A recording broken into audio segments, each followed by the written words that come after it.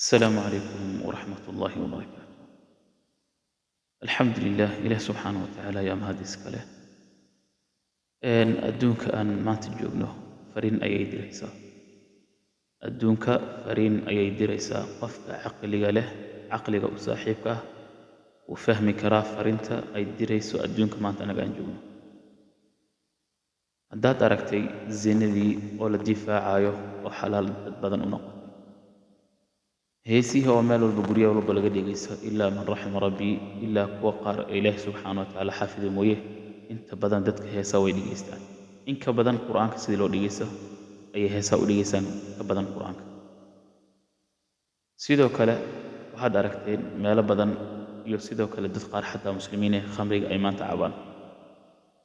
sidoo kale waxaad aragtay xijaabkii oo la diidayo lala dagaalamayo asturnaantii la dagaalamayo oo la rabo in la isqaabiyo sidoo kale waxaad aragteen acmaashii qowmu luut lagu halaagay ficiladii lagu halaagay qowmu luut in maanta meelka inta ugu badan dunida maanta la isticmaalo bal la difaaco maanta haddaad wax ka sheegto waxaa laga yaabaa waddamada qaar yurub oo kale in xarig aadmado ama lagu xiro waxaad aragteen dilkii qofka bini'aadanka dilkiisa inuu noqday waxaan qiimo lahayn bal qofka ma yaqaano qofka wax dilaya sababta u dilaya ma yaqaano kan la dilayna ma yaqaano sababta la dilayo marka dhiigga qofka muslimka dhiigga bini'aadanka wuxuu noqday waxaan qiimo lahayn adduunka halkaasuu maraya fariin cad ayay diraysaa qofka caqliga leh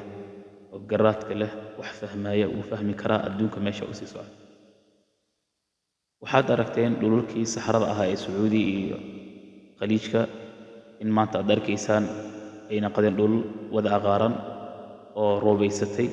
webiyaal ka soo baxeen kasoo burqanayo waad aragteen kulligiina mar ka horna say ahayd ee saxara dhagaxaan iska ahayd marka adduunka fariin ayay diraysaa sidaa darteed ilaah subxaana wa tacaala wuxuu leeyahay iqtaraba linnaasi xisaabuhum وهم في غفلة معرضون وحال جاري سود واتي حسابتي دتك حيلي لحساب لها لجاري لكن دتك وحي كجران غفلة مشغولة كجران مركوات فانتين أملان يا فرينت أدونك أي دريسو